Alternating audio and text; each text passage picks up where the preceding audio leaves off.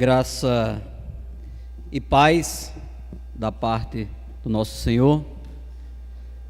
Que bom mais uma vez estarmos aqui na casa do Senhor para louvá-lo, adorá-lo. Convido a igreja a abrir nossas Bíblias na carta de Paulo aos Efésios, no seu capítulo 4, iremos ler os versículos do 1 ao 6. Efésios, capítulo 4, os versículos de 1 ao 6. Um texto fantástico, uma obra-prima da Escritura Sagrada.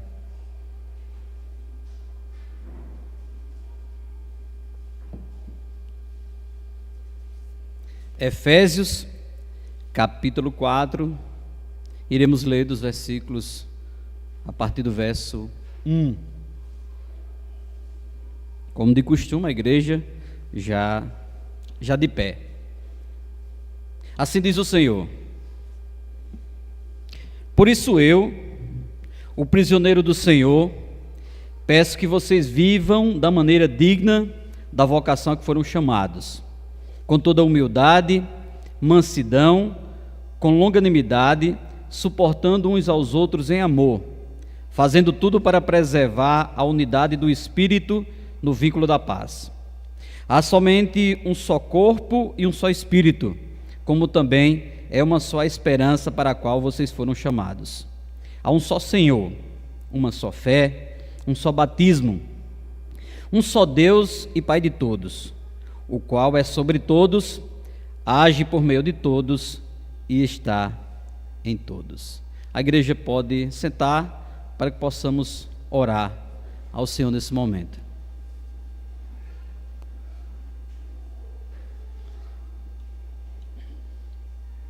Santo Deus,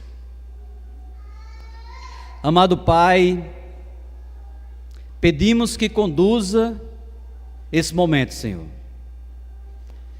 Que todas as vontades, os pecados possam cair por terra nesse exato momento e apenas o Teu Evangelho possa ser falado ao Teu povo.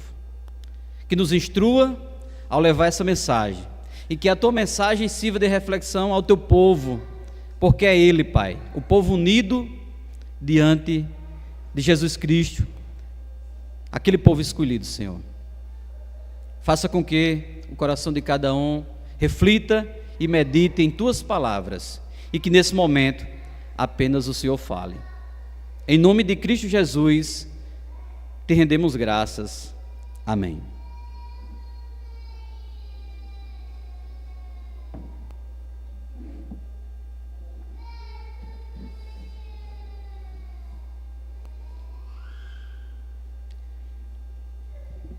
Dias atrás, ao deixar um filho no bairro por morar, nos deparamos com uma situação bastante reflexiva. Um homem de chapéu branco, com uma caixa de som, microfone e uma Bíblia na outra mão, pregando o Evangelho de Deus. Não tenho como saber se estavam corretos os seus argumentos e pontos teológicos, mas acredito que há divergência sim do verdadeiro evangelho pregado por Jesus Cristo. Contudo, aquela cena pode nos trazer uma excelente oportunidade para meditar acerca de nossa missão e o que estamos fazendo aqui. Aquele homem pregava o evangelho e falava do perdão. Foi possível observar durante um minuto, mais ou menos, no qual estávamos ouvindo aquilo. Ele com o chapéu branco, com a Bíblia na mão, falando de uma caixa de som, num som terrível. O som era ruim, era fanho, mas era o seu instrumento de pregar a palavra do Senhor. Ali estava ele. E ele falava para uma multidão de pessoas que o acompanhavam. Uma senhora, que deve ser sua esposa, um rapaz filmando com o celular, e havia do outro lado da rua uma pessoa observando essa pregação desse homem, aquele homem que observava a pregação com um olhar de paisagem, provavelmente não estava entendendo nada, porque trata-se de uma pessoa com transtornos mentais. Em resumo, aquele senhor pregava para uma multidão de 3 pessoas: sua esposa, seu filho e um doido. 3 pessoas. Aquela cena nos tocou profundamente e saí dali pronto para anotar o que havia vivenciado e presenciado. Em frente a ele estavam alguns viciados em drogas, próximo a uma boca de fumo. Para melhor localizar, nesta rua e próximo àquele local da pregação, aconteceram homicídios, pessoas baleadas, espancadas até a morte. E abro um parênteses, isso aconteceu antes, depois mataram uma pessoa. O último homicídio de Currajal foi bem pertinho de onde esse homem estava pregando. E não poderia deixar de lembrar que no dia a dia naquele local ficam alguns alcoólatras nas calçadas, ingerindo bebida alcoólica, cachaça com vinho Padre Cícero. Aqueles bêbados, uns morreram e outros continuam na saga de beber, cair, levantar. Essas cenas bem comuns a esse local, onde aquele pregador estava falando em arrependimento. E só para acrescentar mais algumas informações sobre esse pregador, ele passou algum tempo preso, algum tempo atrás preso sobre uma falsa acusação, comprovada, que foi acusado injustamente, passou um tempo preso. E de vez em quando esse pregador, ele passa algumas dificuldades financeiras que a gente vê na rede social, pedindo ajuda para comprar um bujão, para comprar uma feira, mas ele estava a pregar, a palavra do Senhor. E tudo isso que aconteceu não foi um filme, irmãos. Não foi, é a vida real. Nada aqui foi acrescentado. Fica aqui em Currais Novos, no bairro Promorá, a menos de 2 quilômetros onde nós estamos localizados agora, da nossa igreja. Mas talvez se algum de nós, um crente reformado e confessional, que temos aprendido muito, devorado livros e livros de teologia, gastado horas e horas sentados numa cadeira confortável, talvez se nós passássemos pelaquela rua, a gente diminuísse aquele homem, a gente criticasse aquele homem.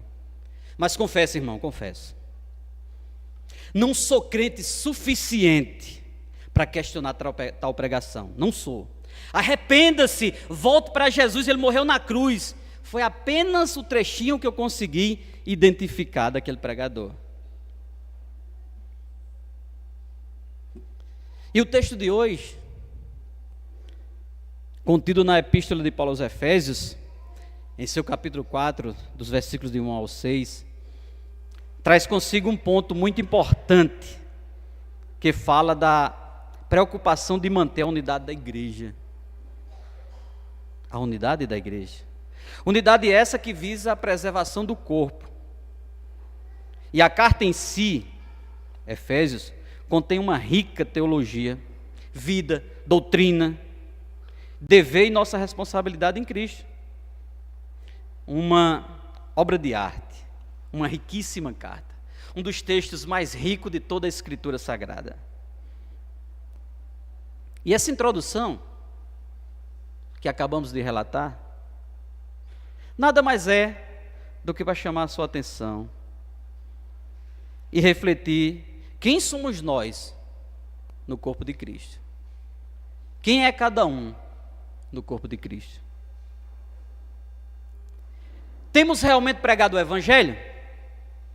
Temos realmente pregado o Evangelho? Temos contribuído para a unidade da igreja? O que eu tenho feito ao sair dos cultos? O que eu tenho feito? Eu tenho sede de levar a palavra de Deus a outras pessoas, enquanto aguardo a volta de Jesus? Temos? Quem é você, irmão? Você que está aqui agora, quem é você? O que tens feito? Talvez muitos de nós, ao encontrar aquele homem, ao invés de instruí-lo, que ele precisa, pisássemos nele, mangasse dele, ridicularizasse aquele homem que estava pregando o evangelho, onde você não tem coragem de ir.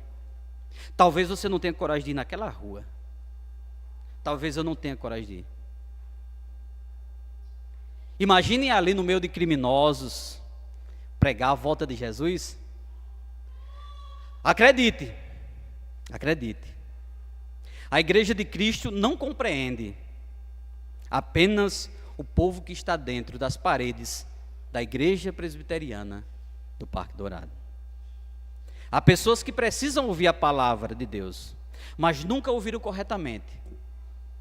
Talvez por negligência minha e sua. Somos responsáveis, mas não fazemos. E muitas vezes criticamos quem faz. Vamos ao texto, o verso 1, a parte A do verso 1.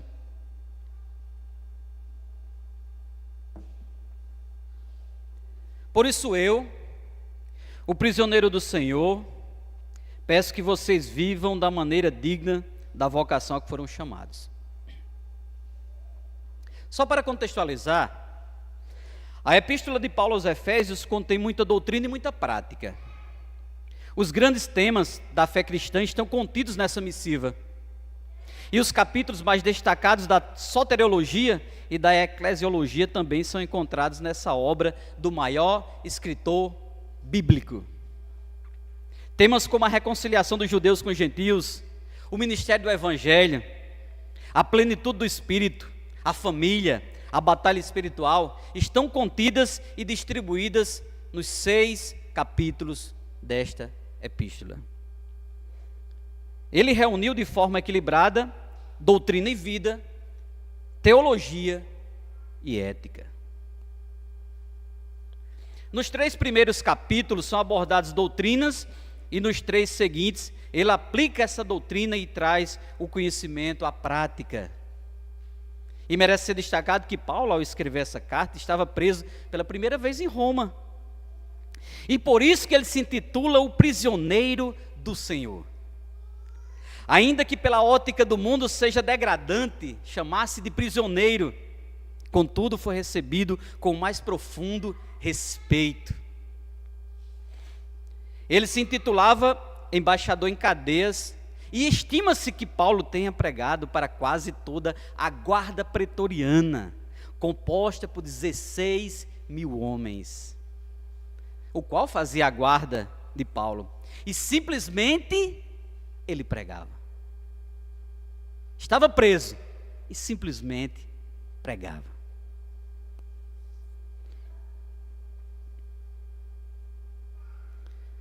Ele havia chegado ali preso, algemado, e durante 2 anos ficou numa casa alugada, custodiada e vigiada pela guarda de César.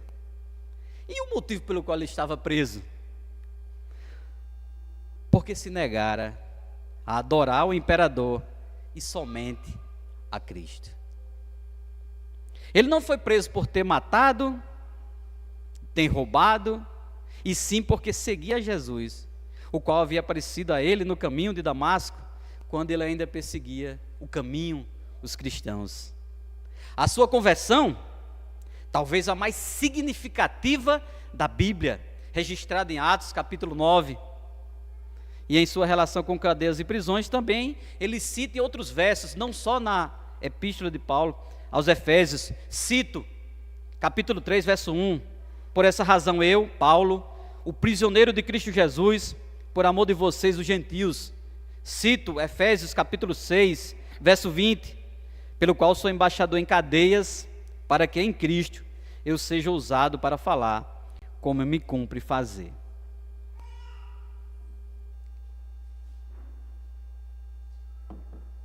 Imagina só o quão honroso é ficar preso pelo Evangelho de Cristo.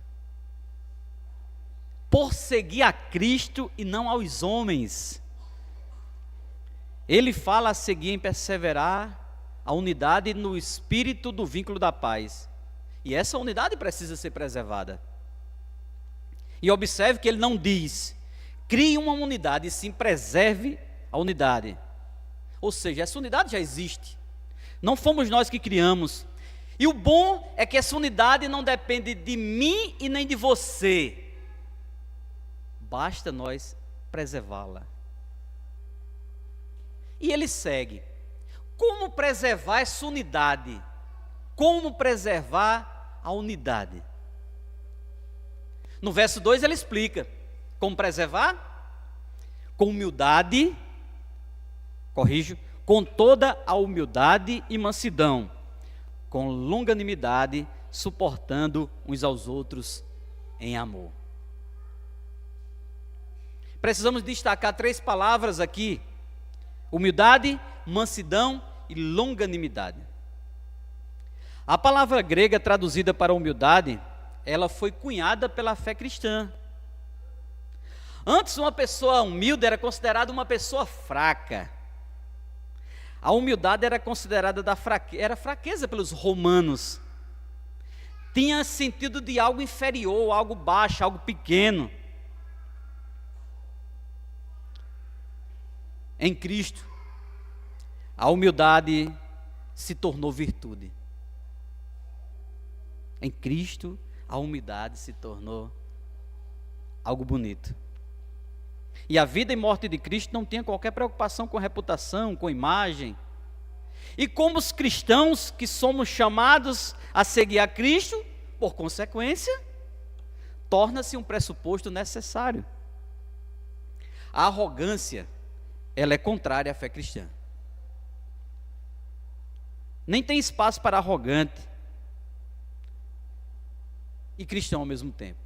Um cristão genuíno não tem como ter marca de uma arrogância. São características completamente antagônicas, opostas, diferentes uma da outra. Em outras palavras, uma pessoa humilde coloca Cristo em primeiro, o outro em segundo e o eu lá para frente, depois em último. É assim que se preserva. Não podemos querer ser nada, na verdade, né, irmãos? Porque viemos do pó e ao pó voltaremos. Precisamos ser humildes e reconhecer que somos dependentes de Deus, do único Deus. Não somos autossuficientes. E se temos algum dom, esse dom foi dado, não é mérito nosso. Não somos nada, mas seguimos alguém que é o Senhor de todas as coisas, aquele que é o princípio, o meio e o fim. Em Romanos capítulo 12, verso 3, Paulo cita: Cristo é o exemplo de humildade, Ele mesmo se esvaziou. Para seguir o raciocínio, vamos para a mansidão. Uma pessoa mansa não é sinônimo de fraqueza, e sim de suavidade dos fortes, cuja força está sob controle. A palavra grega empregada aqui é suavidade de tratamento ou docilidade de caráter. Uma pessoa de caráter doce. Uma pessoa mansa, ela não reivindica seus direitos e não insiste em sua importância, muito menos em sua autoridade. Não. A mansidão é um poder sob controle. Uma pessoa mansa, ela controla seus instintos, temperamentos, impulsos, línguas e desejos. É um poderoso que pode, mas não usa o poder que tem. E age com paciência. Observe que Paulo vai dando a regra, como manter a unidade, e vai seguindo. Agora ele chega em longanimidade, que são as 3 palavras que destacamos. Talvez longanimidade seja até a junção desses 2 primeiros adjetivos, dessas 2 primeiras características. Também é um termo tipicamente cristão, porque descreve uma característica que os gregos não consideravam virtudes. Seria o equivalente a aguentar pessoas provocadoras com paciência e sem revidar. É difícil. Quando a gente é atingido, o instinto é revidar. Quando você sabe que alguém não gosta de você, automaticamente você se volta contra aquela pessoa e você deixa de gostar. Quem de nós gosta de alguém que não gosta da gente?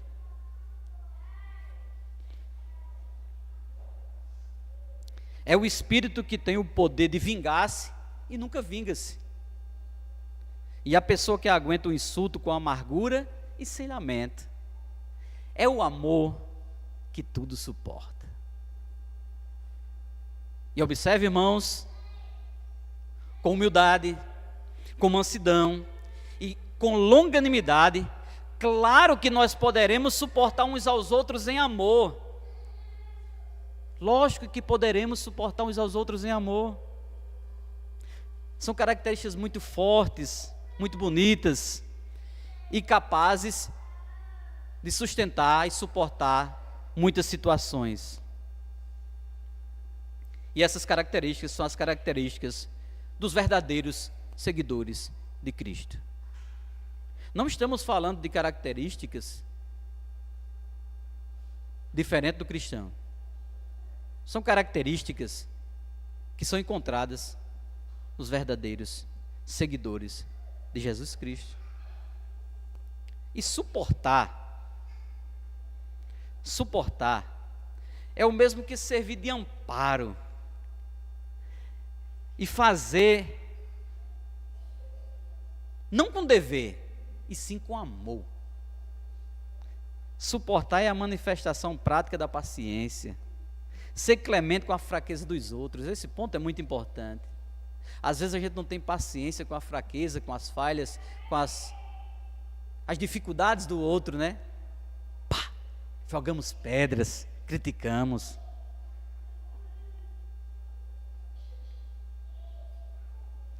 É não deixar de amar o seu amigo porque ele falha, mesmo que tais características nos ofendam.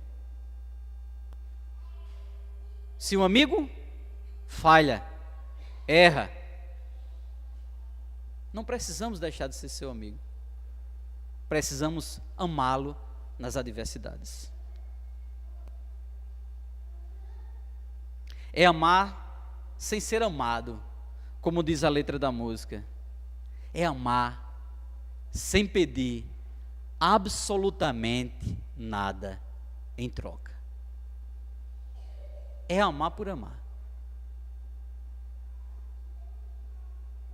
E agora vamos entender, irmãos. Vamos entender onde Paulo quer chegar.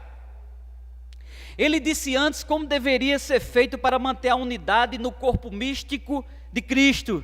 E agora ele diz, por que devemos agir dessa maneira? Por que devemos preservar essa unidade? O verso 4 em diante ele diz, atento para o que diz o versículo 4. Sabe por quê que devemos agir assim? Há somente um corpo e um só espírito, como também é uma só a esperança para a qual vocês foram chamados. Agora nos versos 4 ao 6, Paulo mostra o fundamento desta unidade. Antes ele disse como seria para manter essa unidade. Ele disse, é assim, se comportando assim, que você mantém a unidade no corpo místico de Cristo. Agora ele mostra qual a base para isso. A unidade cristã, ela se baseia na doutrina da Trindade. Um só Espírito, um só Senhor e um só Deus, Pai de todos. Um só Espírito, um só Senhor, Jesus Cristo, e um só Deus, Pai de todos. Aqui está bem clara a presença da Trindade, é um texto completamente trinitariano. E nessa unidade, Paulo nomeia algumas realidades básicas que unem todos os cristãos. A unidade falada aqui, ela é promovida pelo Espírito Santo, criada por Ele, exercem diligentemente para preservar. Temos que exercitar, temos que lutar diligentemente para preservar. Paulo diz: preserve, guarde, mantenha, compartilhe essa unidade. E ele diz: seja diligente, ou seja, não espere para amanhã não. Diligente é rápido, é ágil. Seja diligente para manter a unidade do corpo de Cristo. Nenhuma igreja pode dizer que é a única igreja verdadeira, porque a igreja de Cristo ela é espalhada por toda a terra, e não somente aqui em Currais Novos, Lagoa Nova, Jardim do Seridó, Natal e por aí vai. É o mesmo Espírito que habita na vida de cada crente. Se alguém não tem o Espírito de Cristo, esse não pertence ao corpo de Cristo. Romanos, capítulo 8, verso 9, ele segue com um argumento: vocês, porém, não estão na carne, mas no Espírito. Se de fato o Espírito de Deus habita em vocês, e se alguém não tem o Espírito de Cristo, esse tal não é dele. Se não temos o Espírito de Cristo, não pertencemos ao nosso Senhor. E esse Espírito nos leva à esperança da volta gloriosa de Jesus. Quando os mortos em Cristo receberão um corpo de glória, e os vivos serão transformados e arrebatados para encontrar o Senhor. Isso chega, se eu vi algo assim, os corpos serão transformados para encontrar com o nosso Senhor. Nesse tempo todas as coisas serão restauradas e serão criados novos céus e nova terra. E a tão sonhada volta de Cristo, essa sim é a nossa esperança. Ele fala em esperança, essa é a esperança do povo de Cristo. Já pensou, irmão? Já pensou? Tem um irmão aqui que fala muito assim, e eu fico envergonhado quando eu escuto tal palavra. Mas já pensou, vivermos sem pecado, sem dor, sem sofrimento, sem tristeza, sem raiva, sem contas a pagar, sem doença, sem mágoas? Já pensou? A gente vai viver dessa forma, eternamente, de um jeito que não tem fim. Não terá fim a nossa felicidade. Não terá fim. E Ele vai voltar. E por que esse sonho é possível? No verso 5 ele diz: há um só Senhor, uma só fé e um só batismo.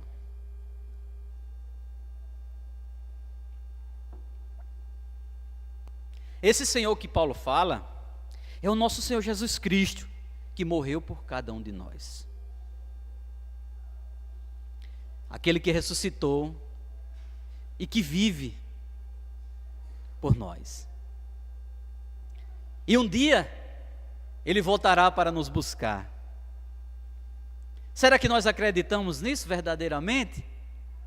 Será que nós ansiamos por a volta do nosso Senhor?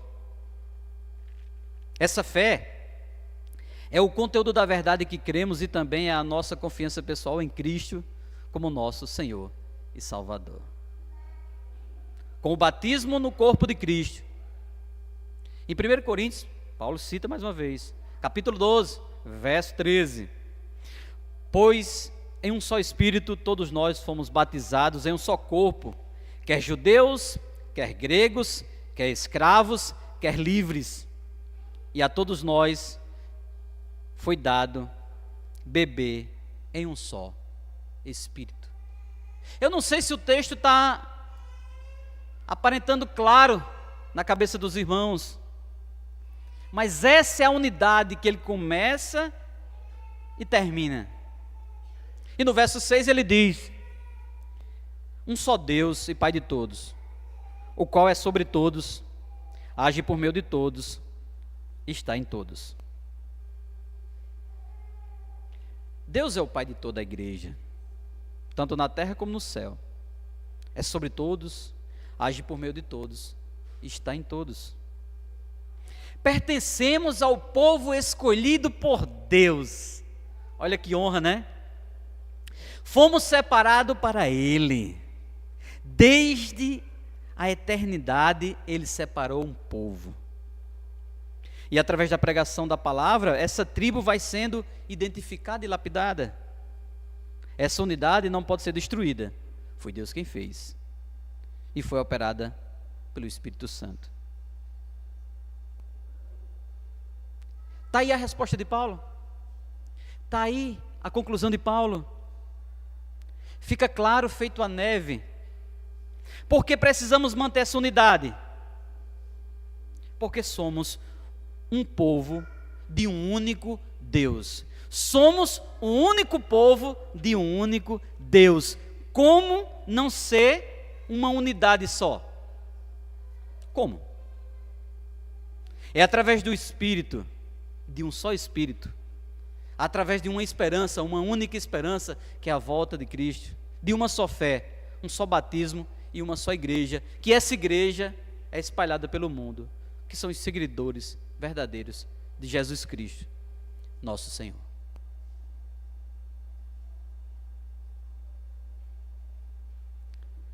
A gente consegue tirar muitos raciocínios disso.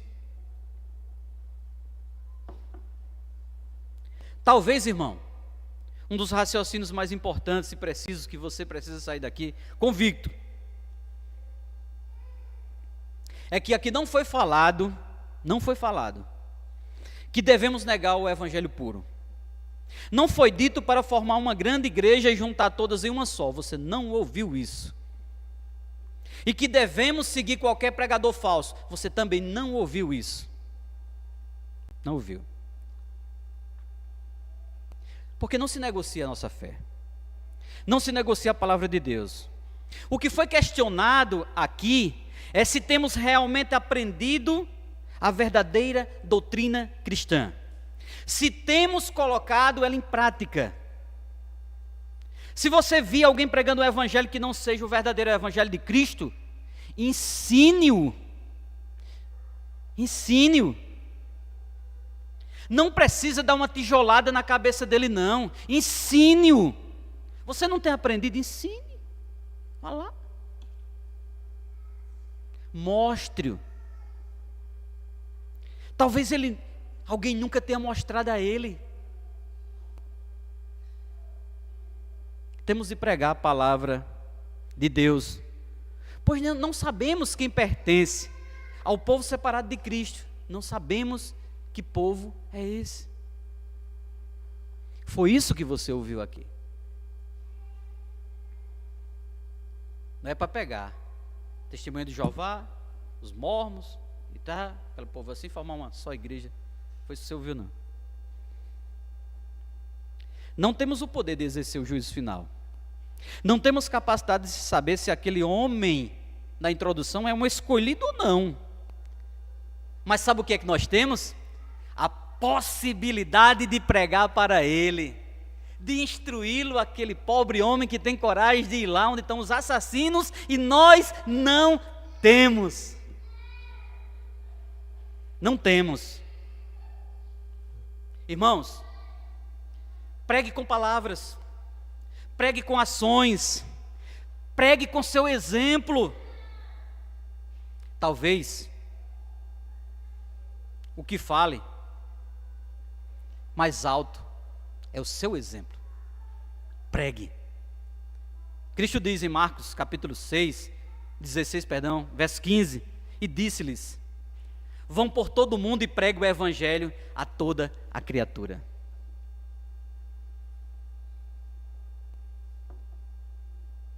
Está dizendo que quem vai escolher o povo a ser pregado é você, não, a toda criatura. Não é você, não sou eu que decide quem vai para o céu. E por falar em pregar, irmão, por falar em pregar, tem uma coisa que me causa uma angústia.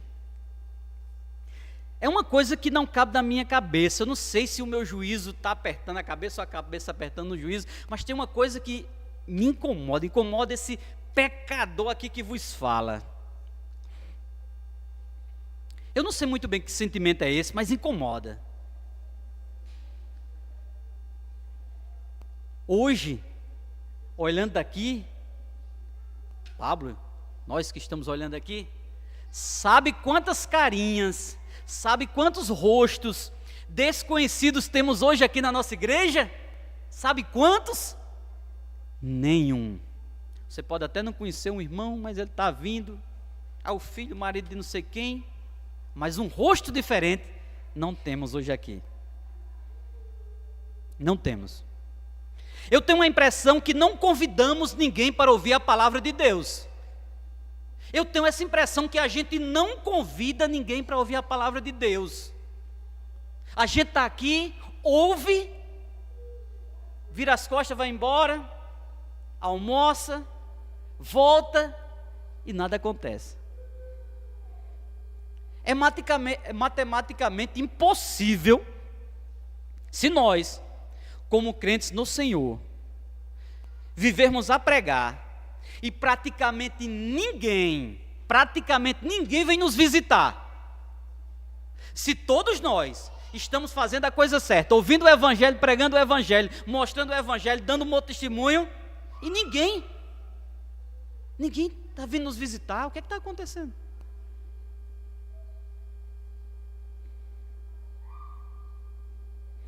$60 membros?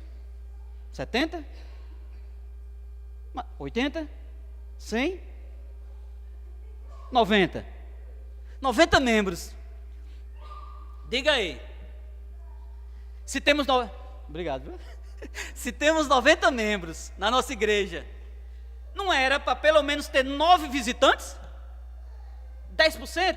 Então vamos botar 4,5, 5, 4. Mas não temos. Está certo?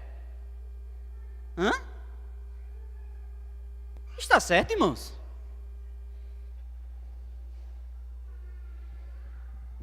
Todo domingo. É muito bonito ver o nosso povo aqui na igreja. Todo domingo. A mesma rotina. Chegamos, assistimos a palavra de Deus de manhã. Depois vamos ali, comemos uma bolachinha com uma xicrinha de café. Depois, voltamos para a EBD. Saímos, aquela alegria, ver os irmãos, já até a noite, com a bibazinha no braço, cada um no seu carro, cada um na sua moto. Chegamos de 6 horas da noite, do mesmo jeito. Será que isso tem sido, quando acaba o domingo, esse tem sido nós?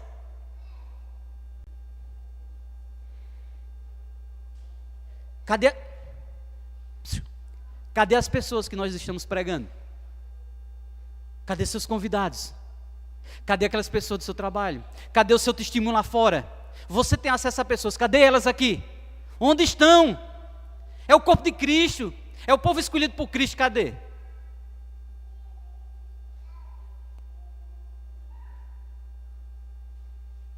Ninguém. Aquele povo reformado, puritano, muitos deles morreram pregando o Evangelho. E nós lemos eles, citamos eles, conhecemos as suas obras, mas parece que só conhecemos. Domingo a domingo, sentados na nossa igreja, no ar-condicionado, no 20. Pronto, vamos fazer o seguinte. Posso estar errado, esse raciocínio pode estar errado.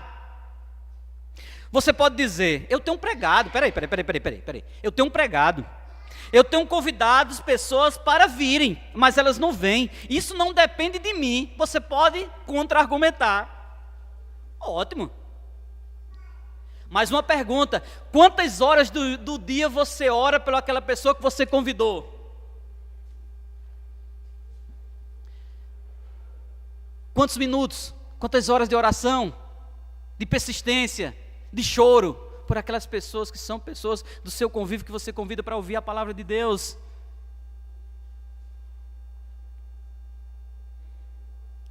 Quantas pessoas, reflita aí, irmão, irmã querida, irmão querido, reflita, quantas pessoas entraram por aquela porta através do seu convite? Quantas? Não sei, não te conheço, não sei como é seu dia a dia, eu sei o meu, que é tão ruim quanto o de vocês, quanto do irmão, que estamos mal. Agora pode ser também que o nosso problema ainda seja maior, e se o nosso exemplo for negativo, essas pessoas nunca virão, porque elas não vão querer estar ao lado de nós. Se o nosso exemplo for negativo, elas nunca voltarão aqui, ou virão aqui, aliás, porque elas não querem ficar ao lado de nós. Já pensou se o ímpio disser, vou nada, que testemunho você dá? Vou nada, essa mulher não é um exemplo de mulher crente, vive dizendo, socada na igreja, mas não vive, vou não. Se assim for, cadê a marca da regeneração, do novo nascimento? Se esse raciocínio está correto, o que é que estamos esperando da volta de Cristo? Se esse raciocínio está correto, quem somos nós no corpo de Cristo? Porque Ele vai voltar para pegar os seus. A gente sabe que vai voltar. Irmão, irmã, o Senhor nos convida a viver em unidade, a viver uma vida digna daquela que fomos chamados, mostrando a nossa fé ao mundo através de nossa vida e nosso relacionamento com o próximo. O nosso viver diário diz muito de que crentes somos. Se cremos realmente em Cristo, é possível viver em comunhão. É impossível que nossa fé seja realmente genuína se não conseguimos sequer andar em unidade com os irmãos na fé, se não temos comunhão, se não temos amor pelo nosso irmão, algo está errado. Não está falando aqui de uniformidade, sim de unidade. Uniformidade é todo mundo pensar igual, é unidade, é todo mundo seguindo na mesma direção. Conviver bem com ele, em harmonia, respeito, amor. Você pode discordar do seu irmão, mas você pode viver bem com ele. A gente pode se suportar em amor. Pode. Ninguém vai gostar de todo mundo. Nossa igreja, isso não é uma crítica aos diáconos, a gente ou às vezes usa a cesta do amor, que é aquela arrecadação de alimentos para os necessitados. Aí a diaconia entendeu que nesse momento vai se fazer essa arrecadação pontualmente. Pronto, isso aí está correto, não estou questionando esse ponto não. Eu estou questionando que quando a cesta do amor ela está sendo usada, está sendo feita, não formamos uma cesta básica. Não formamos uma cesta básica. Quando faz uma campanha, não forma uma. E como o pastor falou, às vezes o cara dá sabão. Não formamos uma cesta básica. Se tiver alguém do nosso meio passando fome, e se depender de nós, vai continuar assim, passando fome. Se depender de nós, ele vai passar fome. Porque quando tem a cesta do amor, a gente não forma uma cesta. E ninguém gosta de passar fome, mas a gente deixa passar. E vivemos em unidade no corpo de Cristo.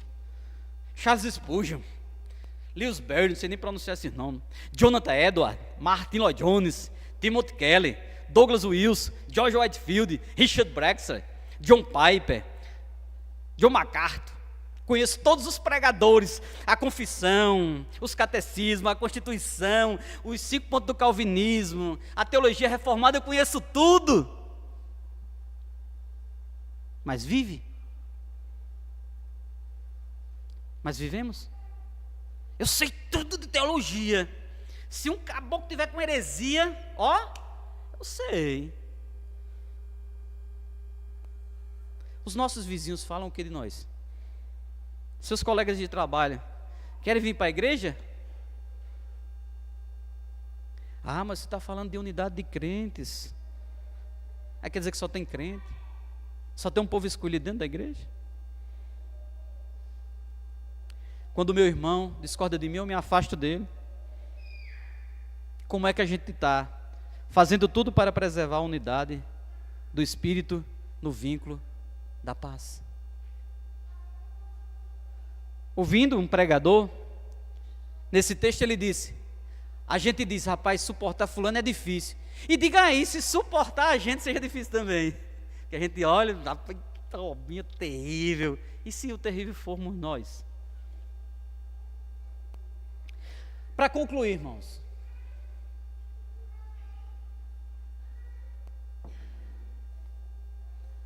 Para concluir. Somos membros, certo? Todo membro tem uma função. Porque você tem, se você é um membro, você tem a obrigação em servir. Porque cada um tem um dom, seja lá qual for. Se és escolhido, impossível não querer servir na casa do Senhor. Se você senta na igreja, vai embora, como se nada tivesse acontecendo, é no mínimo estranho a tua conversão. Se tu não faz nada, é estranho a tua conversão. Porque cada membro tem uma função. Se tu não faz nada, tu és membro. Seja pelo menos simpático. Ofereça o lugar para uma pessoa sentar.